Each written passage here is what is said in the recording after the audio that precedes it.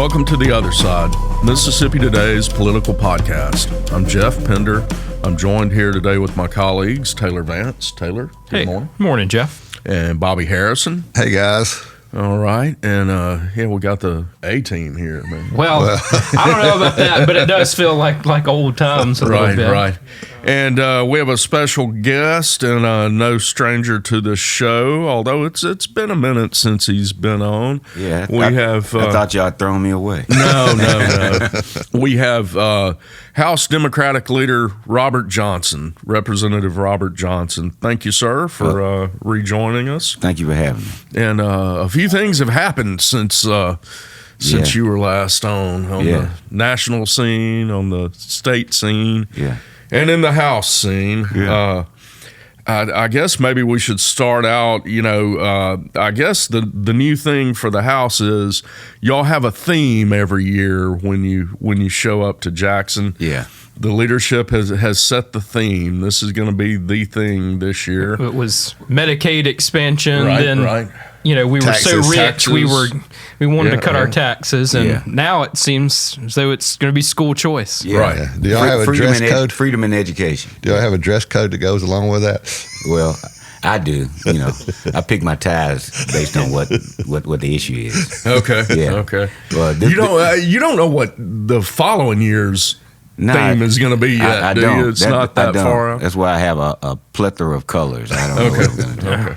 Well, obviously the speaker and the leadership made clear they've had special committee hearings this summer and more scheduled, but school choice is going to be pushed, and I guess they're going to make a push for some sort of universal.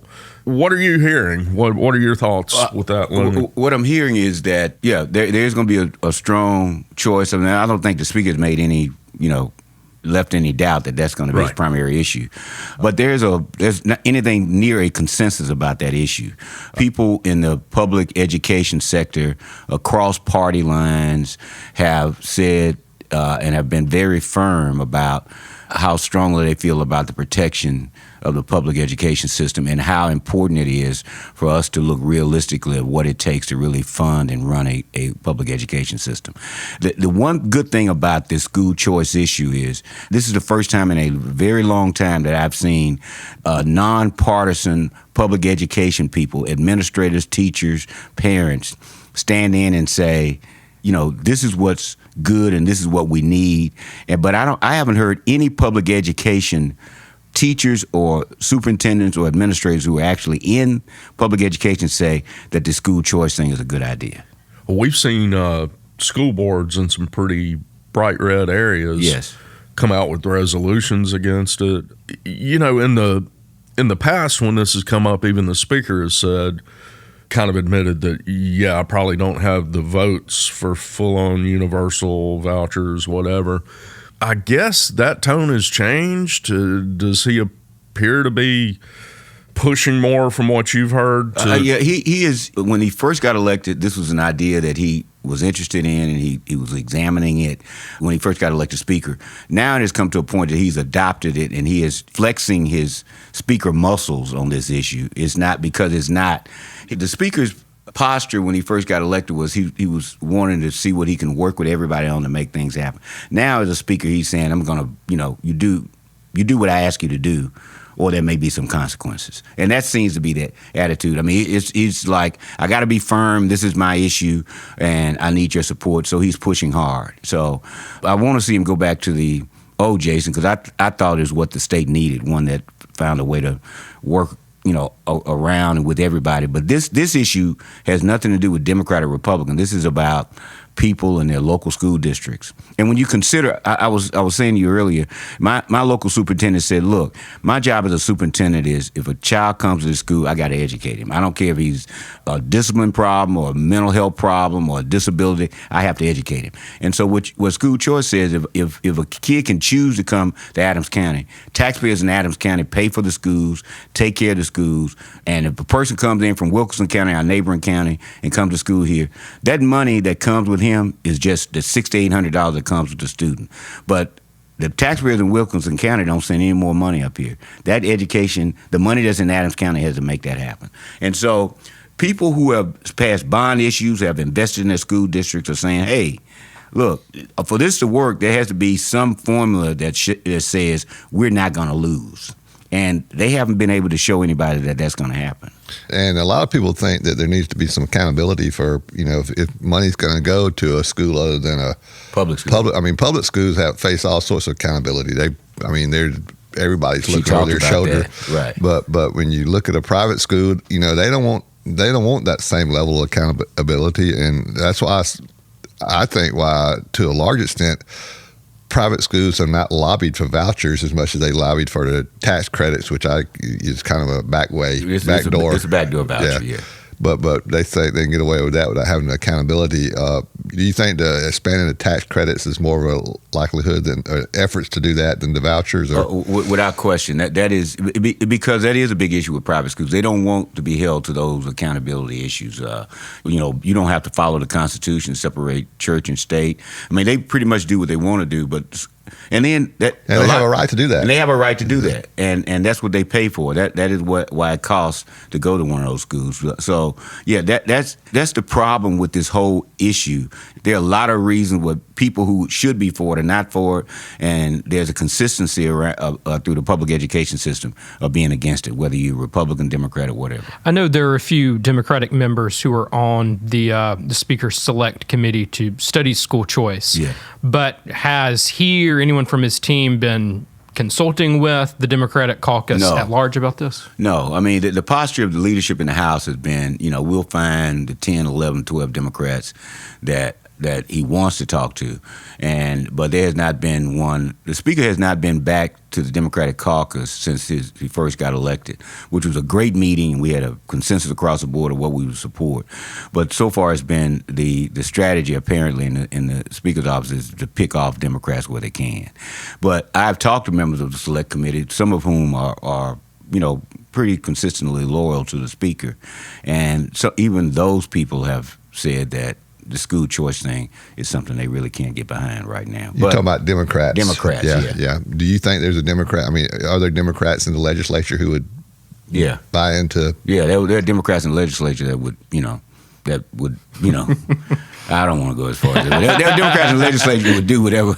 They would sell their soul to the devil if it meant it was going to be. So they're just people like that. I mean, it doesn't politically. They don't belong to an organized political party. Right. They call themselves Democrats, but they just essentially they're individualists, and that's fine. I mean, we've always had them. And at some point, some people consider me to be one of those, but. But on this issue, we're going to see some Republicans being individuals. Yeah. They look, the public education issue in the House of Representatives has always been a dividing line with Republicans. Right. And some people who are supporting the Speaker now did not support Philip Gunn when he was trying to do these different things with public education. And some of those people actually were people that the former Speaker went and got candidates to run against him on that public education issue.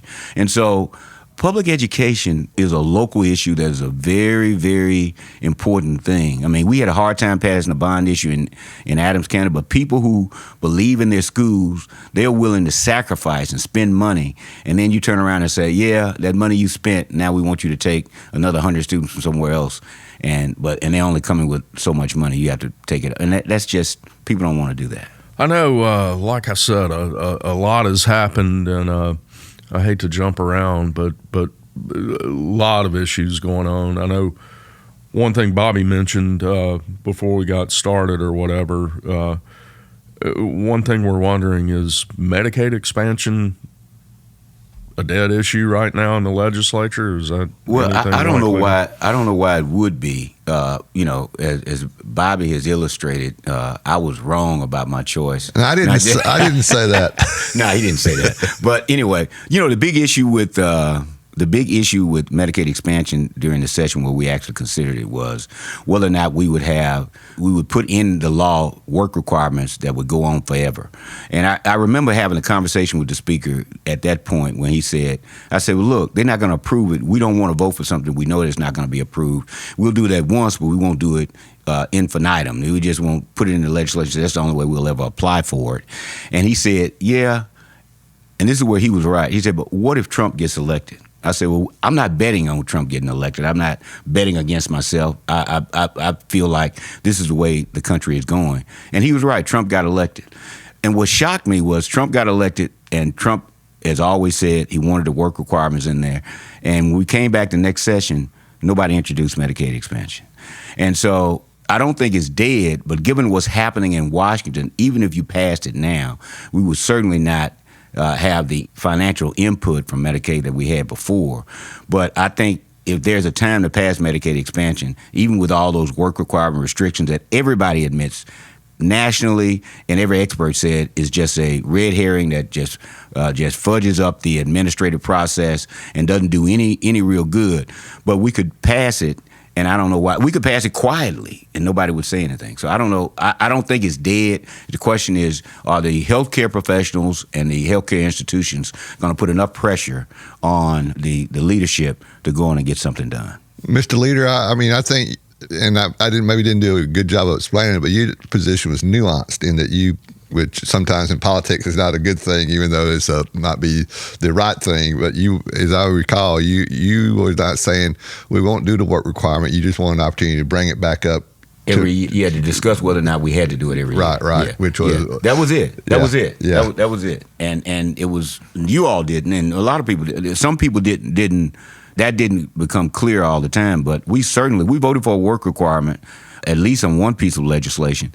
But when they put in there and the work requirement were required to be put in every application that we make, didn't make any sense to me, given the current leadership in the country, when you knew we would get turned down every time. Well, given that current leadership, one of the reasons that Governor Reeves and others have used for not expanding Medicaid is, well, at some point, this may not be, the federal government may not offer this program, but here we have Donald Trump in office, and they passed, what they call it, one big beautiful bill, where they had the opportunity to do whatever they wanted to do, and they didn't try to get rid of Medicaid. They didn't get rid of Medicaid. So that kind of tells you, maybe it's not going to be the exact form that you may want. I mean, it's there, and it appears the Medicaid expansion is going to be, part of the federal government for the foreseeable future. Well, it has to be. When you have ultra-conservatives like Josh Hawley saying that not only do we need to keep Medicaid, we shouldn't cut Medicaid, it illustrates the reality of what happens, especially with working middle-class people. Medicaid and health coverage is a very important part of how they survive. And, this is about keeping a healthy population, and when you have a healthy population, you have a productive population. And to a certain extent, it's kind of like this school issue. People, at some point, if the pressure gets bad enough or the situation gets bad enough, they stop thinking about party and they start thinking about their pocketbooks and their livelihood, and people will start supporting what makes sense. And health care coverage for a majority of people in this country is something that this universal health care, something that provides health coverage for working poor people and everybody up and down the line, is something that this country has to support. Yeah, I mean, and when we have Medicaid expansion, and it appears we're going to continue to have Medicaid expansion, yet you have this handful of states, including Mississippi, who are saying, well, we're just not going to take that federal money, give it to California and those 40 other states, but we're not going to take it. I mean, that's... No, it makes no sense for the poor state in the country, the lowest per capita income in the country. I mean, we have the least healthy state. The least healthy state. We have working people who are going to work every day with high blood pressure, heart disease, and they're not being as productive as they can because they get sick half the time they're going to work, but they're still going to work. And we should do better by those people. Changing topics again, the U.S. Supreme Court recently heard a case that I think a lot of legal experts and some commentators are sort of predicting that could be virtually the end of what's left of the Voting Rights Act. And I know that act was really primarily used to stop or prevent a lot of the discrimination that was happening in Deep South states at the ballot box. I'm just curious, what are your thoughts about that? Well, people are looking at this as extremely monumental. I mean, the monumental thing happened when they got rid of Section 5. Right. The thing that helped us the most was that everything, when laws that were passed had to be pre-cleared and you had to look at them, that even before they were pre-cleared, the fact that they had to be pre-cleared when people came to the table, we had a more balanced approach to whatever we would do. The Section 2 thing, and I may get in trouble with Democrats by saying this, but getting away from partisan or racial gerrymandering in a state like Mississippi could actually be a good thing for Democrats. I mean, you think about, we have 40% of the population of Mississippi, and I think it's closer to 45% of the population is African American. Yet we only have one African American legislator, Senate, House, 4 House districts, 1 congressional district that can actually elect a Democrat or African American. Some people say it's all the same thing, but not really. But somebody said, well, I saw a New York Times article, look, these deep South states, they could be all red. I'm like, we only have one. Right. There's nowhere to go.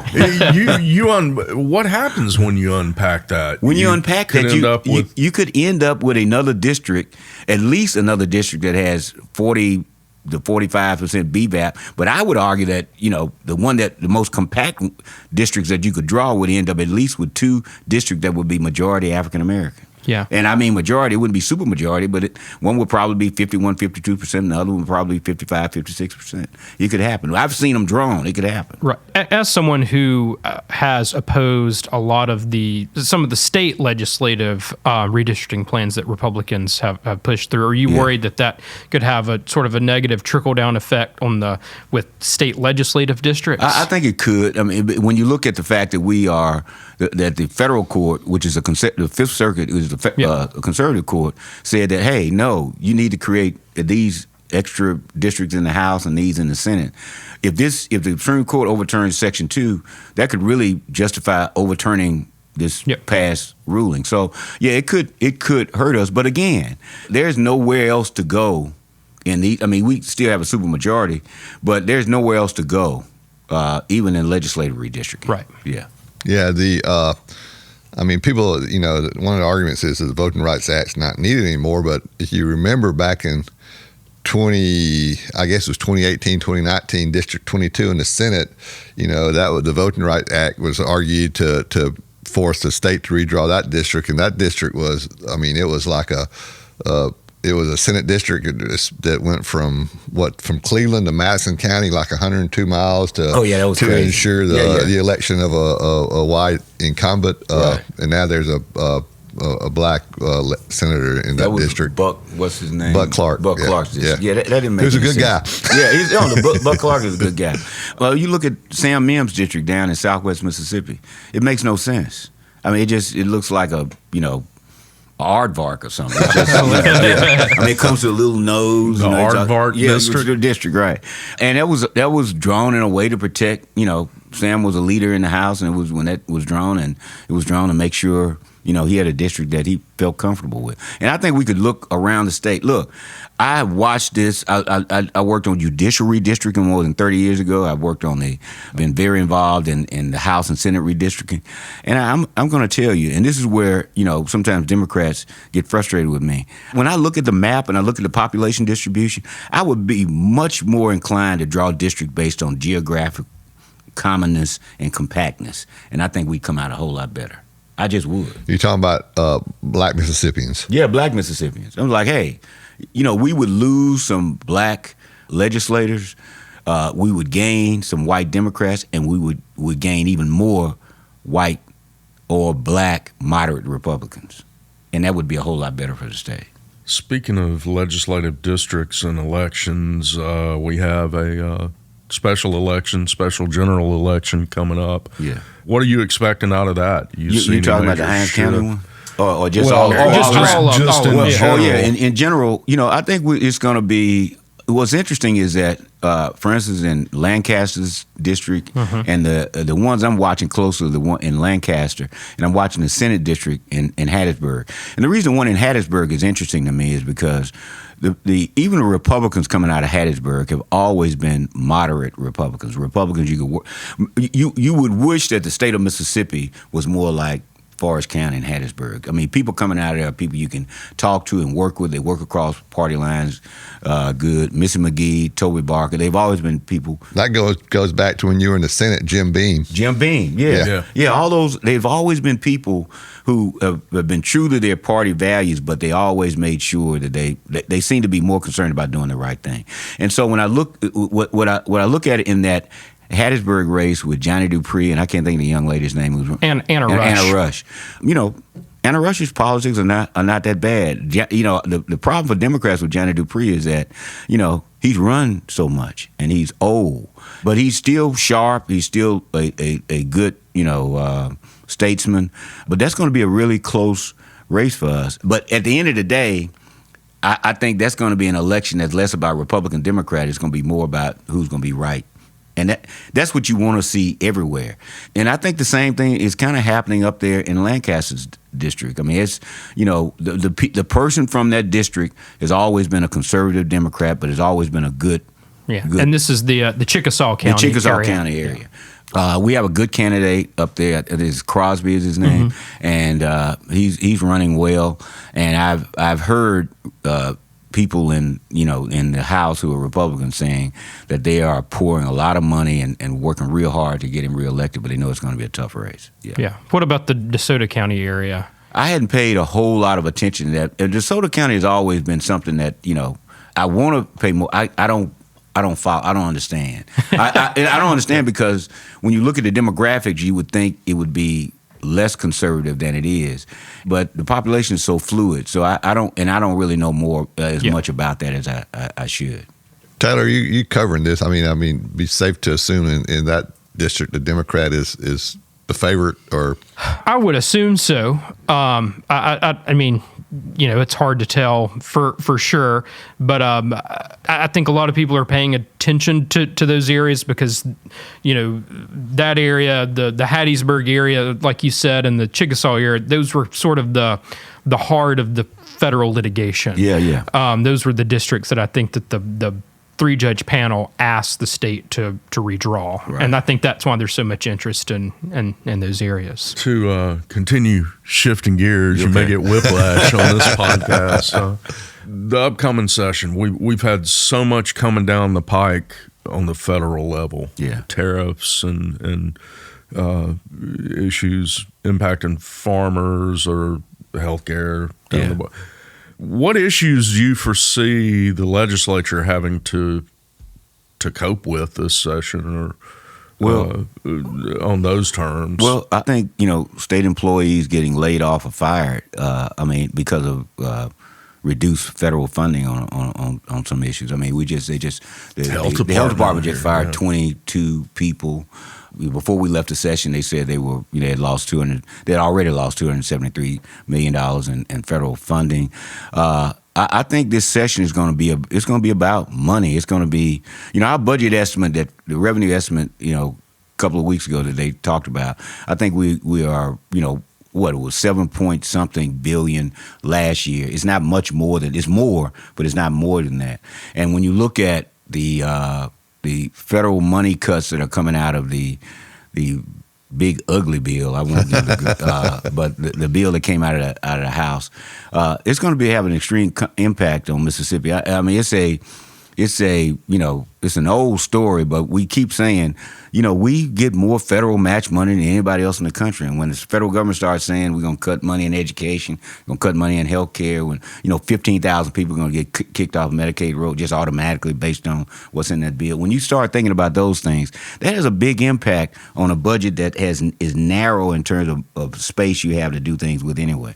And we keep talking about surplus. If your surplus is $2 billion or thereabouts, it sounds like a lot of money, but that's only if you continue to generate that same. At some point, if you start digging into that pot, it starts going away. And so the issue, I think, in this session is going to be, and the lieutenant governor alluded to it when we were leaving, is that when are we going to start tightening our belts coming January, or are we going to wait until, you know, the next year? But I think we're going to have to start looking seriously about cuts and tightening belts in state agencies in January, because people are already talking about that. They know, nobody talks about it, but the Senate didn't want to pass a big, huge tax bill. I mean, I'm going to tell you, you talk to senators, they did not. Accidentally. Yeah, right. They got sort of forced into it. And the reality is that they know the impact that it's going to have on the budget. And so the question becomes, what do we spend money on? And we have a lot of needs. So I think that's where the big issue is going to be. I mean, school choice is certainly going to be it. But money is going to be a huge issue in terms of how we spend money. And we hadn't talked about it, but the $25 billion retirement system problem is still out there. And we haven't come up with a solution for it. And I wish people would stop talking about, well, we are taking that lottery money and we're going to, I'm like, that's like, if you got to go buy a loaf of bread and it's $2 and you say, well, I got a nickel on that, $2 loaf of bread. I mean, stop saying you putting that. It's a serious issue.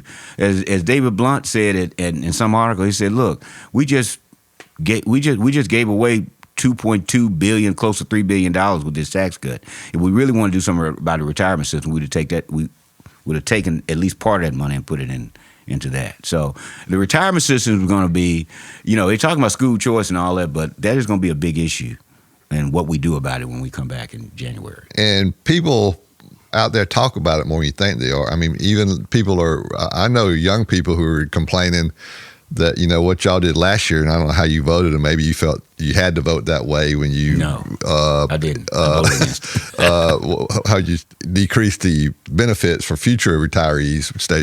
And I mean, young people who teach it, I know, they talk about that and they complain about it. Well, they should complain about it. Look, the largest employer in the state of Mississippi has been the state of Mississippi for a long time.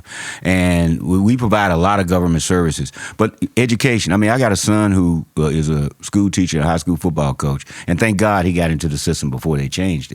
But there are people, he has contemporaries who are getting hired, and when they don't know, they're glad to have a job. But when they start talking to their colleagues about, oh, this is what you get, this is what you're going to get, and this is what he said, they're like, that just doesn't seem right, doesn't seem fair. At a time when we're trying to recruit more school teachers and try to get more of our college graduates or junior college graduates or high school graduates, more young people to stay in the state and go to work. And if you are depleting the resources that they rely on or not making it attractive, one of the things about having a state job were the benefits, retirement, health care, those kind. If you take those away, we're never going to be able to compete with the private sector in getting talent. Law enforcement is raising the same issues and alarms, right? Law enforcement has been grossly underpaid throughout the state forever. I mean, if it's one discipline that we needed to put more money in to bolster the salaries and the benefits across the board, local and state, has been law enforcement. They have a job that's probably more dangerous and more complicated than a lot of people, and we don't pay them that way. And that's something we should be looking at.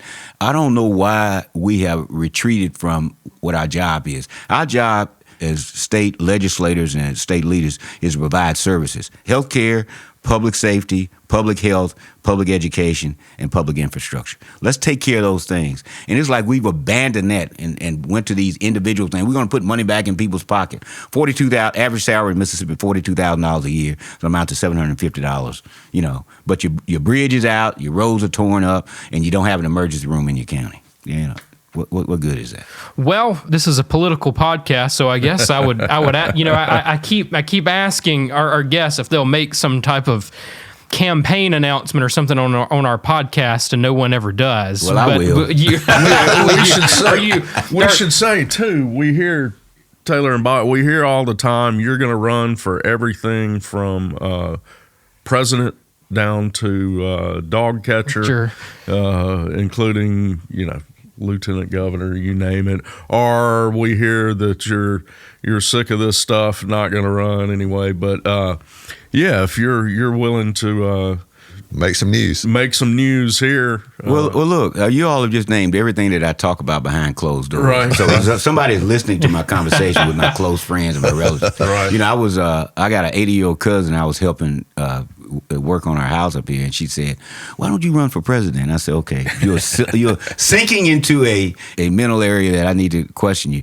But yeah, I mean, people talk about everything. If I was a political animal and I was as vain as people think I am, I'd be out there running for something else. But I'm running for re-election to the House. I found my place. I'd love to feel like I could contribute somewhere else, but there's a lot of work to be done in the legislature, and I know I've been in this for 30 years, but I want to use that 30 years to continue to have an impact and to lend wisdom and understanding and experience to young people who are there. So I think I'm where I should be. And so to anybody listening from District 94, I'm coming back. Since you brought in, I know we've been at this for a while now. We got to wrap it up, so I apologize up front.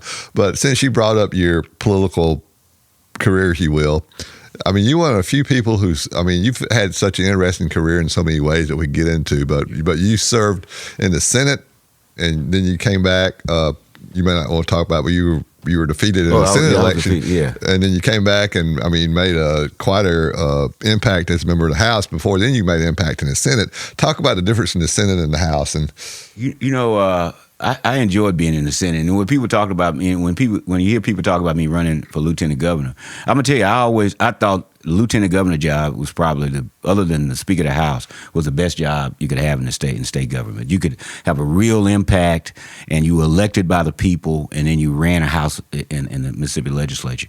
But in the Senate, what I enjoyed about the Senate, it was it was real genteel. It was like where you learned to be a statesman. Everybody, walked around and were very calm and I wasn't ever calm, but it was good to be around. It was good to be around people who were, and we operated with a certain amount of decorum.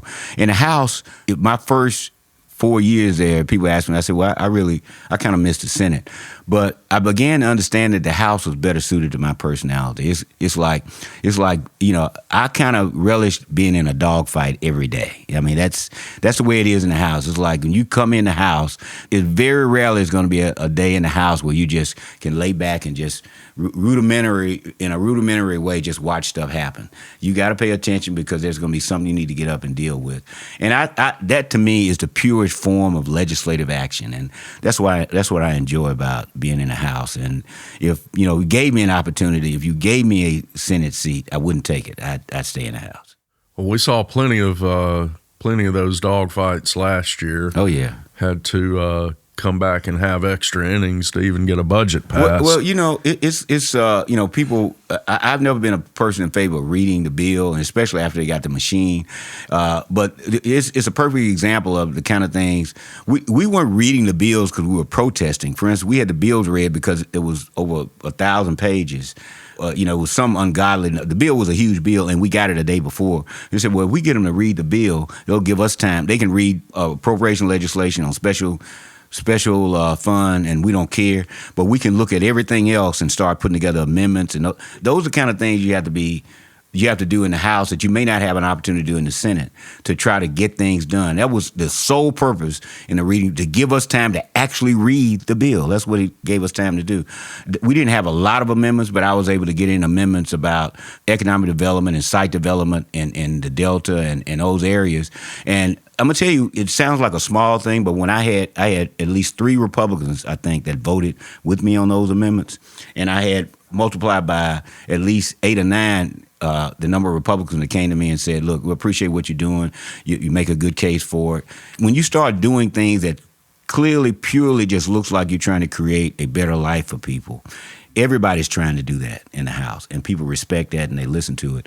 And when you got a chance to do that, you find out that you have more in common with people than you don't have with people. Well, I have an idea. Maybe you could get more legislators on board with bringing the ballot initiative back if you would propose to repeal the constitutional provision that allows for bills to be read aloud in the legislature. You know what? That may be a way I could get the ballot initiative back. Is there any chance of at least getting a prohibition about the demon chipmunk bill reading We machine? tried that. The Supreme Court, well, they didn't rule against it. They just said that's for you all to decide.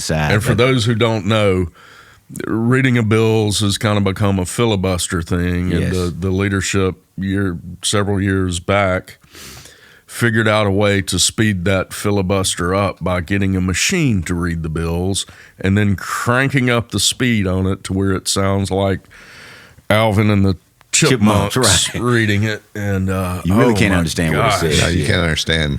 I need to file a claim for therapy or something after hours of hearing that. And what's disingenuous about it, that the constitutional provision was actually put in there because there were people who were elected who could not read.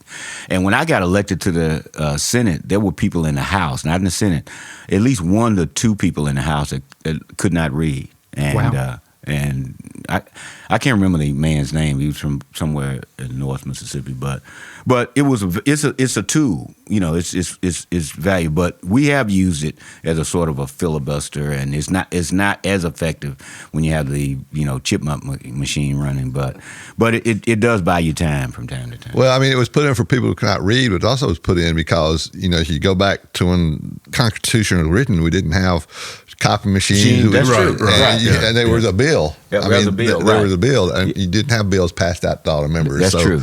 So it was more that than it was people that couldn't read. And I just recall, talk about the filibuster thing, and he wasn't successful at the time. But I go back to, do you remember Jimmy Thornton? Yeah. I mean, when I came there in the 90s, he was having the bills read as a protest against the state flag. Right. And I thought that was an important thing that he was able to do and brought attention to an issue that probably needed attention brought to. So, I mean, it served its purpose through the years. And all he wanted to do was get a vote on the flag. Right, and we couldn't get a vote. Yeah. And then we came to the Senate, and we sued the Senate, and we did a whole lot of stuff. And I always remember Speaker McCoy saying when somebody did that, the gentleman has a right. Right. Yeah. Y'all calm down. Gentleman has a right.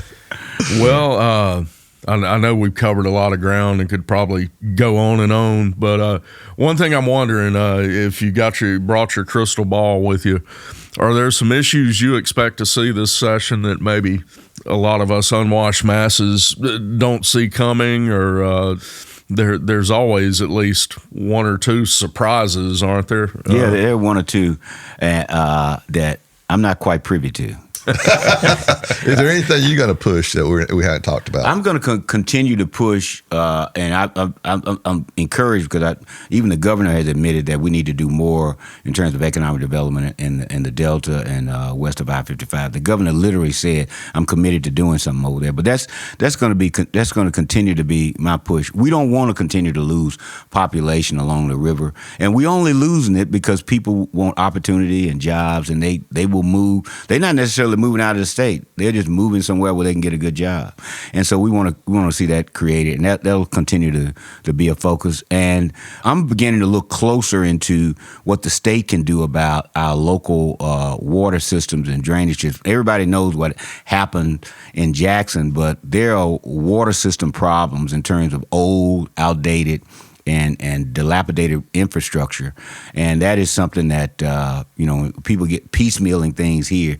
I'd like to see, and I'm hoping to get some legislation to have something that would be more of a statewide issue in terms of providing help for local systems. In DeSoto County, even they have to do something, don't they? Sewerage is going to be a huge issue, and they're going to be asking for some big bucks. Yeah. And they should, but it's just not a DeSoto County problem. It's just everywhere. But I'm just saying that there's a good illustration. One of the most affluent counties in the state. Yeah. Well, like I said, we could go on and on. What we'll have to do is extract a promise that we'll get you back on soon, and probably before the session, maybe to handicap some stuff when the tea leaves become more clear. I'm counting on it, and usually right after I'm on this show, somebody from Super Talk calls me. So okay. Well. So that means I'll be somewhere. I mean, they hadn't called me in a while though. But now that Paul is gone, he was less resistant to my fighting back and giving him a hard time. He enjoyed it. So I don't know. This new guy seemed to be a little in shock when I finished with him. They even came back the next day and did fact checking on some of the things. I would listen to the next day and say, when he said, Republicans are fighting with each other, we looked, I said, okay, guys. I mean, it was kind of anecdotal, but they are fighting with each other. So, anyway, it was fun. But thank you. This is a great show, great entree, and I say things here that I don't say everywhere. So. We appreciate that. Yeah, thank you. Thank you, sir. Thank you. Thank you for having me.